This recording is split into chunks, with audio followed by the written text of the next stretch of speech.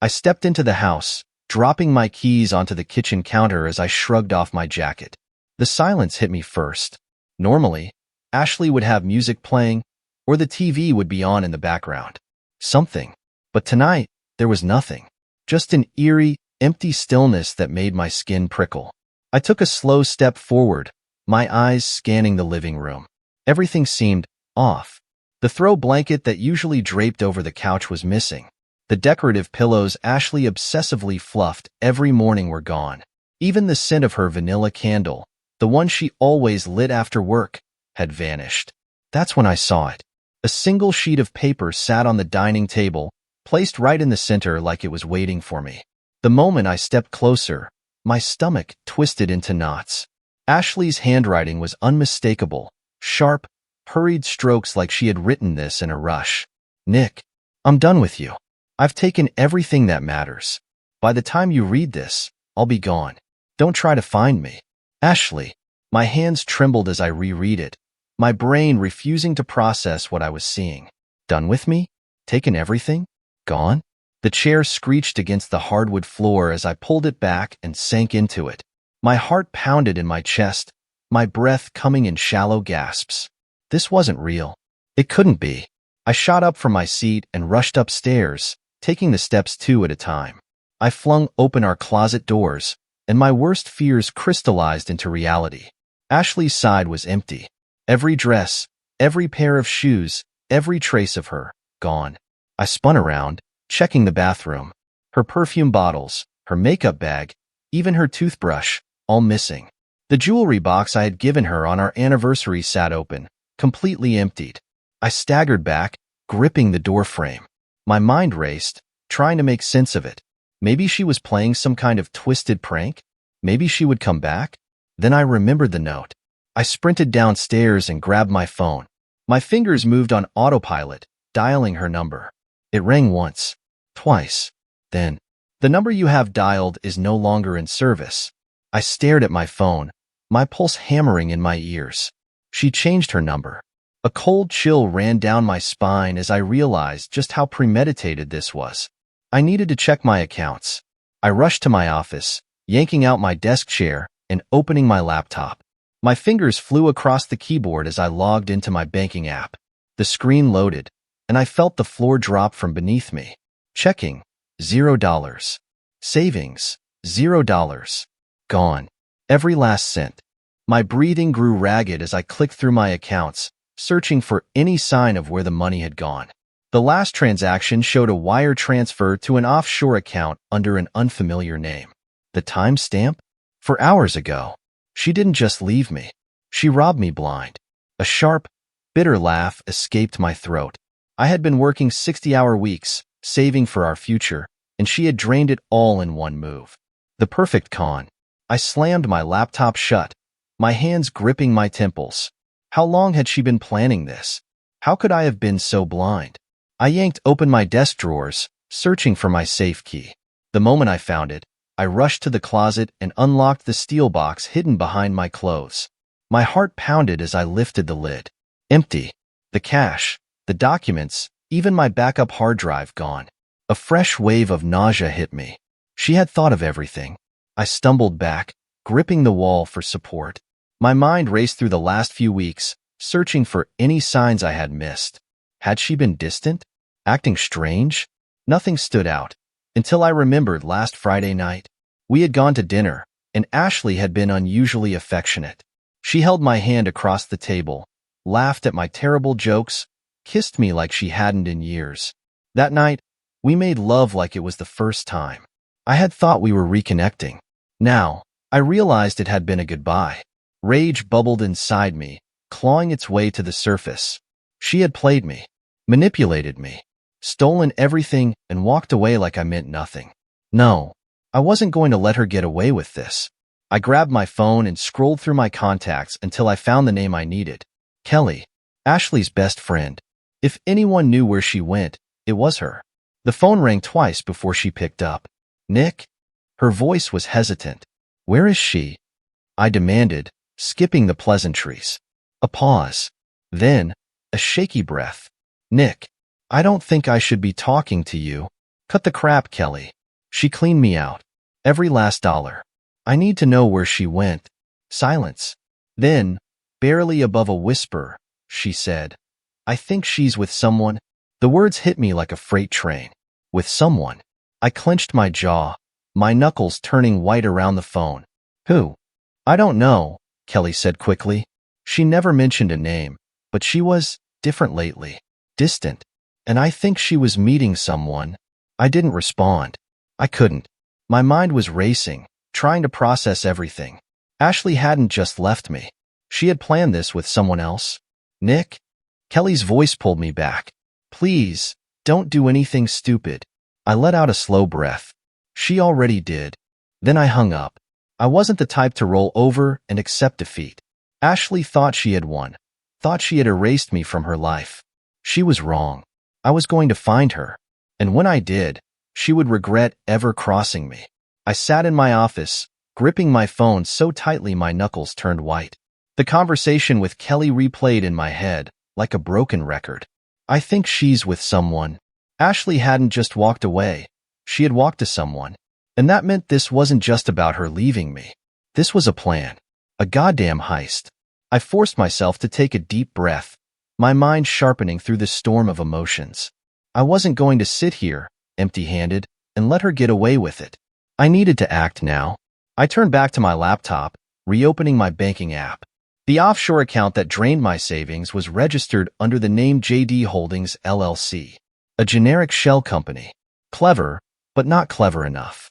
I copied the name into a private database I had access to from work. Being in financial consulting had its perks. I wasn't the kind of guy who let things slip through the cracks. The results loaded, and my eyes locked onto a single name attached to the LLC. Richard Barnes. The name sent a jolt through my body. I knew it. Everyone in my industry did. Barnes was a notorious hedge fund manager and one of my old business acquaintances. We'd worked together on a few deals years ago before I realized he was the kind of guy who made money by stepping on the necks of his friends. Ashley was with him? I sat back, letting the pieces fall into place. Barnes had money, power, connections. But more than that, he had a reputation for using people. The kind of man who played women like chess pieces. So, what was Ashley to him? A fling? A means to an end? Or was she in on something bigger? I wasn't sure yet, but I was about to find out. I grabbed my phone again and scrolled to the one person who could get me answers faster than anyone else. Ethan Crow, a private investigator I had hired once before for a corporate fraud case. If there was dirt to be found, Crow would dig it up. I hit call. Nick, he answered on the second ring, his voice gravelly. Didn't expect to hear from you again. Need a job done. Fast, I said, getting straight to the point. There was a brief pause. Then, I'm listening. My wife disappeared today. Cleaned out my accounts. Took everything. And I just found out she's mixed up with Richard Barnes. Another pause. Then, a sharp chuckle. Barnes? Damn. You really know how to pick your enemies. Can you find them? I asked. You got a budget? Find her first. Then we'll talk money. A low hum came through the line. All right, send me everything you got. I'll start digging. I hung up and immediately sent him the banking info, Ashley's new disconnected number, and her last known locations. If she was with Barnes, she wouldn't be laying low. That man didn't do quiet. He did flashy. I wasn't going to let him enjoy a second of it. The next morning, I woke to my phone vibrating on the nightstand. I snatched it up, blinking against the harsh glow of the screen. One new message from Ethan Crow. I opened it, my pulse spiking. Found them. Attached photo. I clicked on the image, and my stomach turned to ice. It was Ashley, sitting in a luxury hotel bar in Miami, wearing a red dress I had never seen before. Her legs crossed, a cocktail in hand. And next to her, Barnes, laughing, relaxed, his hand resting just a little too familiarly on her thigh. I clenched my jaw, my heart hammering. She looked comfortable. Too comfortable. Not like someone who had just destroyed her marriage. Like someone who had already moved on. I exhaled slowly, forcing myself to think past the anger boiling in my chest. This wasn't just about Ashley cheating. This was about what she took from me. And now, I knew exactly where to find her. I dialed Ethan immediately.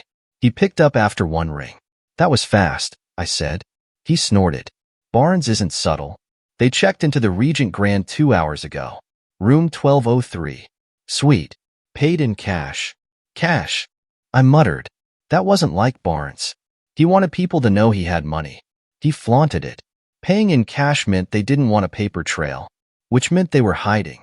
Any idea what they're up to? I asked. Not yet, Crow admitted. But I did some digging. Barnes has been making some sketchy business moves lately. There's been talk that the SEC's sniffing around him for insider trading. I smirked. Sounds like classic Barnes. Yeah, Crow said. And if he's hiding out with your wife, that means either she's involved, or she's just a pawn in something bigger. Pawn or not, Ashley had made a mistake. She thought she had burned me to the ground. But she forgot. I don't go down without a fight. I spent the next hour formulating my plan. I wasn't going to walk into that hotel blindly. I needed leverage. Proof of what she'd done. I called my bank and initiated fraud claims on every transaction she had made. Then, I contacted a lawyer, Ben Hastings, one of the best in high-stakes divorce cases. By the time I was done, my foundation was set. Now, I just needed the final nail in the coffin. I took one last look at the photo of Ashley and Barnes, my grip tightening around my phone. She wanted to steal from me? Betray me? Fine. But she was about to find out exactly what it felt like to lose everything. I stared at the photo of Ashley and Barnes for what felt like an eternity. Every time I blinked, the image burned deeper into my mind. Her smile, the way she leaned into him, the way his hand rested on her thigh like he had owned her for years. She wasn't just with him. She was comfortable, settled, like she had been planning this for a long, long time. But if she thought she could erase me from her life without consequences, she had another thing coming. I took a deep breath, shutting off my phone. I had a plan, and now it was time to execute it. Ethan Crow was waiting for me at a downtown cafe when I arrived. He was exactly as I remembered, mid-40s, lean, with the kind of face that blended into any crowd. A man built for watching, for listening, for never being noticed until it was too late. He nodded as I slid into the seat across from him. Figured you'd want an update in person, he said, pushing a folder toward me. I opened it, scanning the contents. Bank statements, shell companies, offshore transfers. Barnes had been busy. But one document caught my eye. A property deed. This isn't his usual style, I muttered. Ethan took a sip of his coffee. It's not. Barnes moves money fast. He never sits on assets for long. But this one, he bought a penthouse in Miami under a fake LLC 3 months ago. Paid in cash. 3 months ago. My stomach twisted. Ashley was still sleeping in my bed 3 months ago, telling me she loved me, making plans for the future. And all that time, she was laying the groundwork to disappear. I closed the folder, exhaling slowly. Tell me about the penthouse. Ethan smirked. That's the fun part. Barnes isn't just hiding out.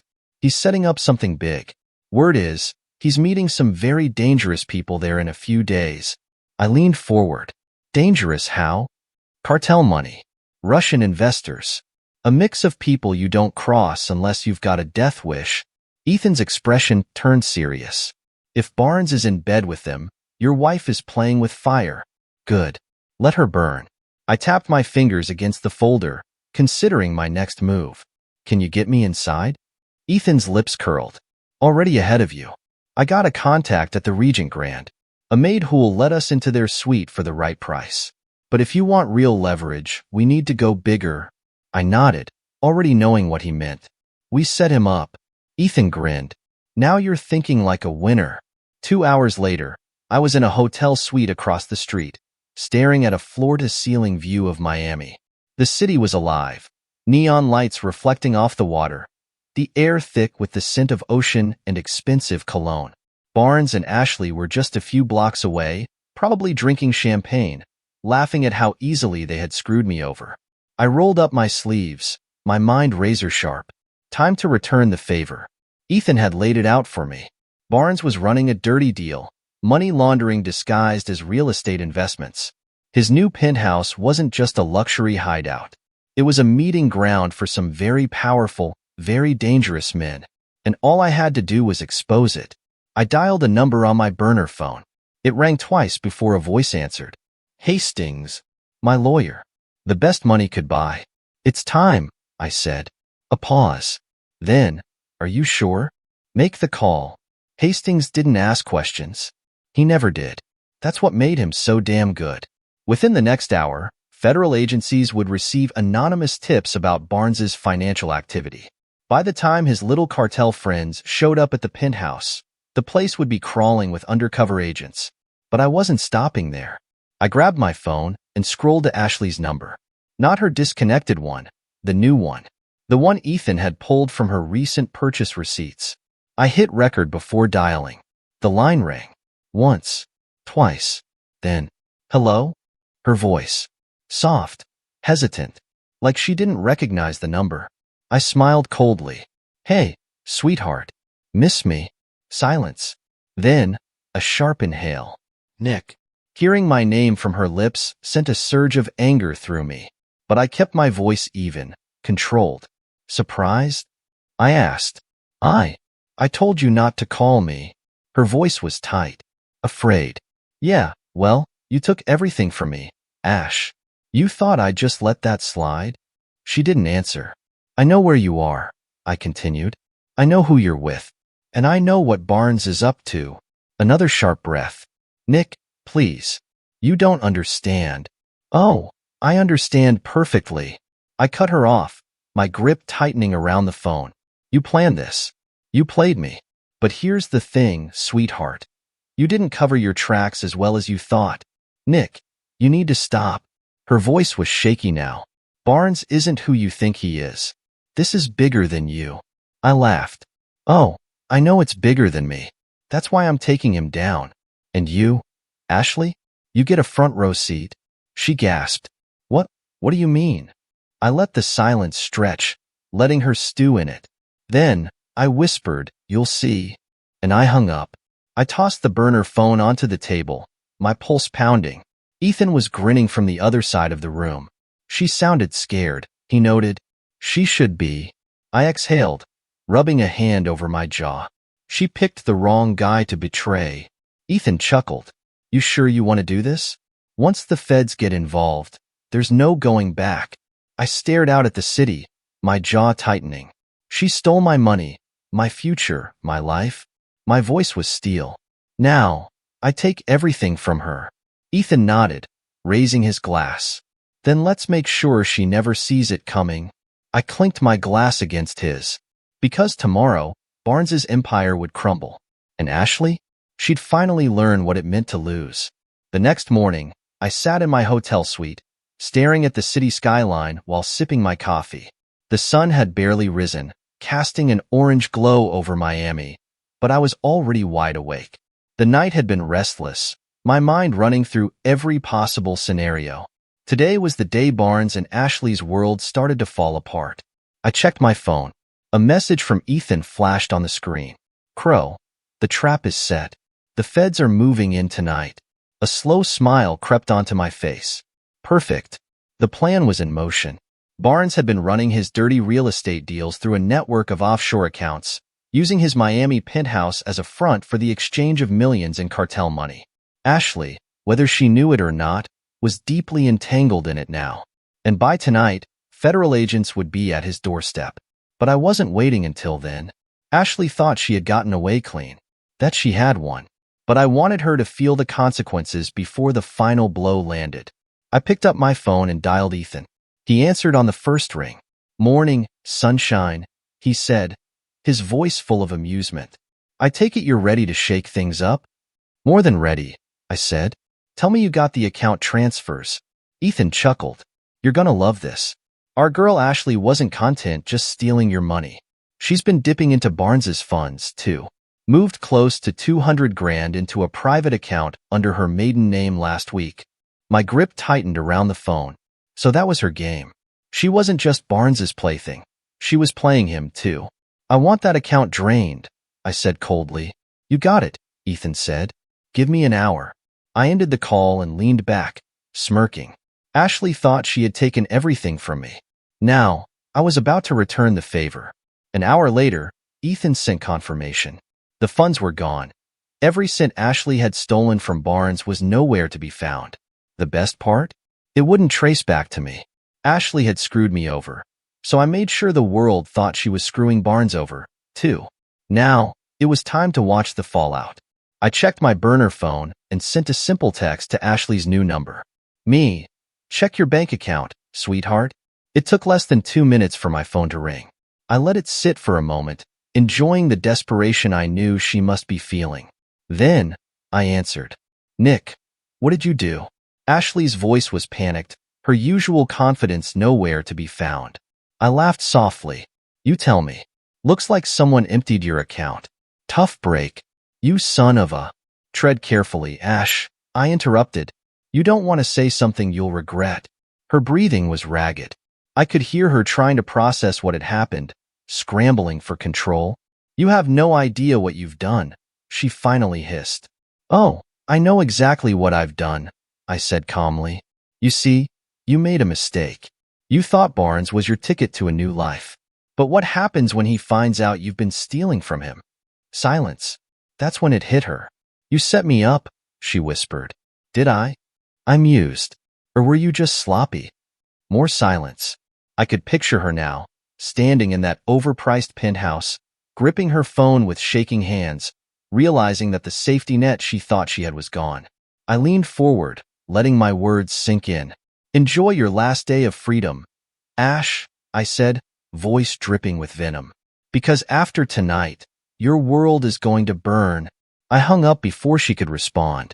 That evening, I sat in a bar across the street from the Regent Grand, watching the entrance through the reflection in the mirror behind the counter.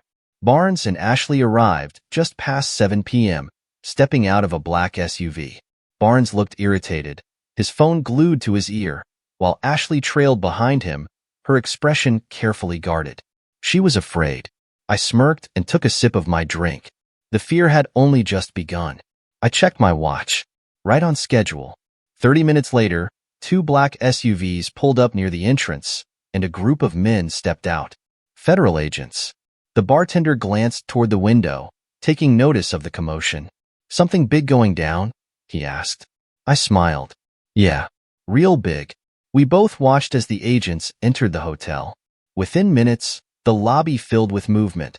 Hotel staff whispering, guests being ushered aside. And then, just as I had planned, the agents headed straight for the penthouse suite. I couldn't hear what was happening, but I didn't need to. Because minutes later, Barnes was escorted out in handcuffs. I left the bar just as the chaos reached its peak. Barnes was shouting, demanding his lawyer, while Ashley stood frozen on the steps of the hotel, her face pale as she watched him get shoved into the back of a federal SUV.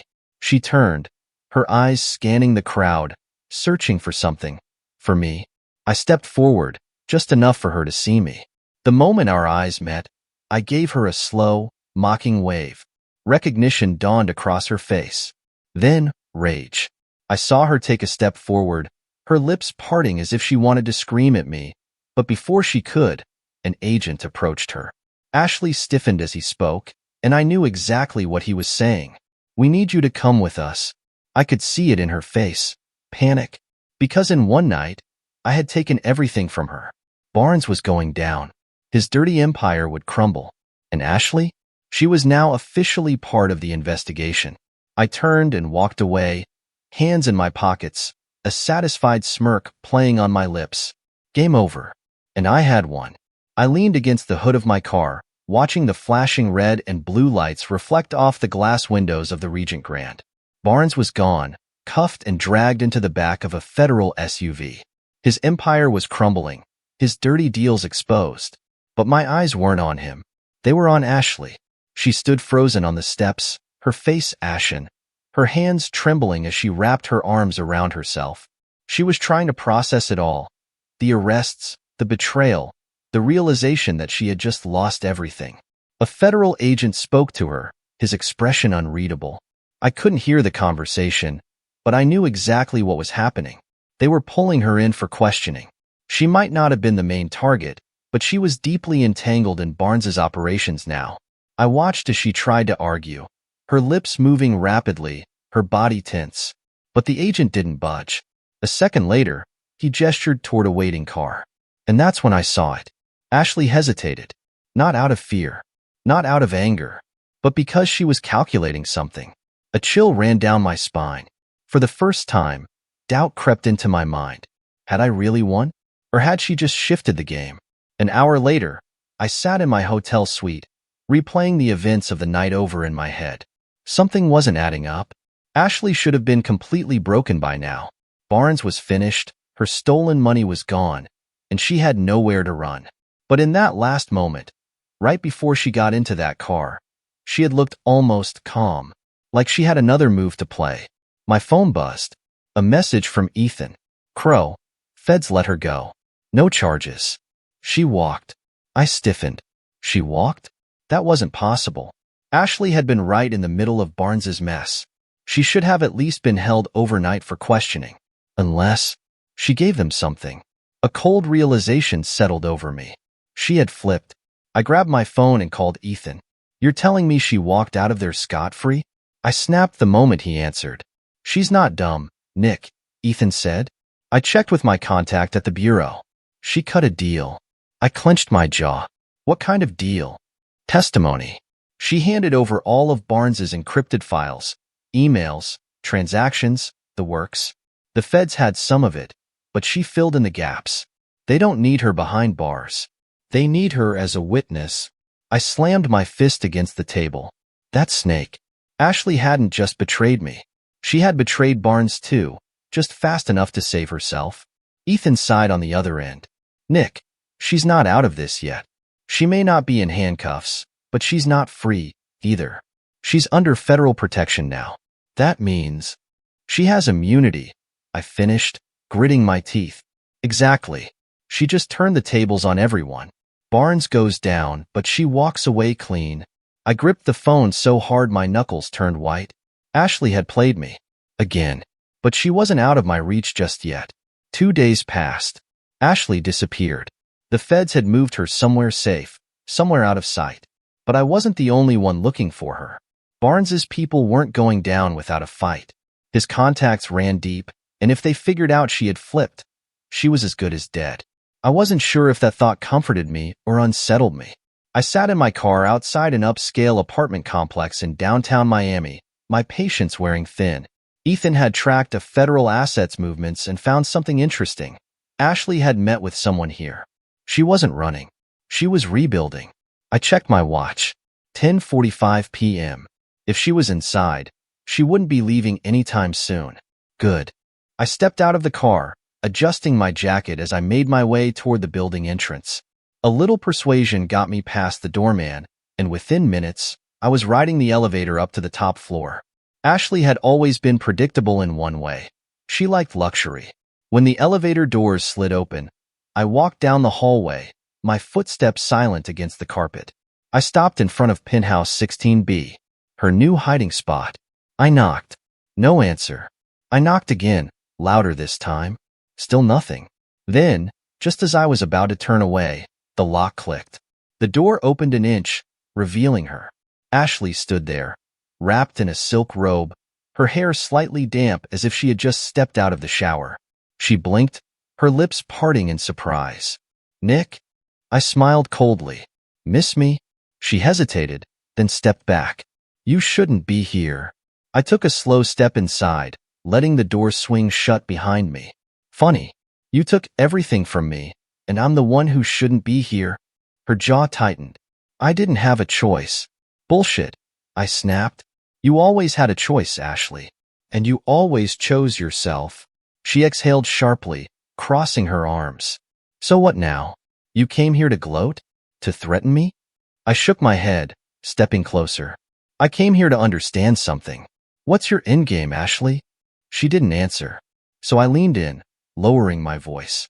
You had everything, and you threw it away. You played me, you played Barnes, and now you're playing the feds. But let me tell you something. You're running out of moves. A flicker of something crossed her face. Fear, regret, or maybe just realization. I leaned back, smirking. Enjoy your new life, sweetheart. But remember, you'll always be looking over your shoulder. Then, Without another word, I turned and walked out. Because Ashley thought she had one. But the truth? I wasn't done yet. I walked away from Ashley's apartment, my mind sharp and my pulse steady. She thought she had played everyone. Me, Barnes, the feds. But she had underestimated one thing. Me. Ashley had always been good at survival. That much I knew. But now, she wasn't just trying to escape a broken marriage. She was tangled in a war between federal agents and criminals who didn't take betrayal lightly. And if she thought she could just slip away into a new life, she was about to learn a hard lesson. No one crosses me without consequences. By morning, I was back at my hotel, staring at my laptop screen as Ethan sent me an encrypted file.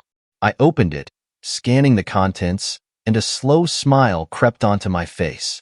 Ashley had been busy. She hadn't just flipped on Barnes. She had taken a deal. The feds had set her up with a new identity, new money, even a ticket out of the country. Her plan was simple. Testify, let Barnes take the fall, and disappear before his people could get to her. Too bad I wasn't letting that happen. I picked up my phone and called Ethan. She leaves the country in 3 days, I said, my voice cold. Yep, Ethan replied. Private jet, courtesy of Uncle Sam. They want her far away before anyone can retaliate. I exhaled, running a hand through my hair. That's not happening. Ethan chuckled. Knew you'd say that. So, what's the move? I thought for a moment, then smirked. We make sure Barnes's people find out exactly where she is. Silence. Then, Ethan whistled. Damn, that's cold, even for you. She burned me, I said simply. Now, she burns too. That night, I sent a single email. It contained Ashley's location, her upcoming travel plans, and the details of the deal she had made with the feds. I knew exactly where to send it. Barnes might have been rotting in a holding cell, but his people weren't. They had money, they had power, and they had nothing to lose. By the time Ashley realized what was happening, it would be too late. The next morning, I sat in my car outside her apartment, watching the street. Ashley hadn't left the building all day. She was scared. Good. She should be. At exactly 6:17 p.m., 2 black SUVs pulled up in front of the complex. I watched as 4 men stepped out, their movements sharp, purposeful. They weren't here for a friendly visit. Ashley was about to meet the real consequences of betrayal. I lit a cigarette, leaning back in my seat as they entered the building. My phone vibrated. Ethan. Crow. You sure about this? Me. She made her choice. I exhaled a slow stream of smoke, watching the lobby doors. 5 minutes passed. Then 10. Then, gunshots. The sound was muffled, but unmistakable. Screams followed, people scattering from the entrance. I watched as one of the men rushed back outside, gripping his shoulder. Blood. They had found her. I waited. No sign of Ashley. Then, just as I thought it was over, the elevator doors burst open.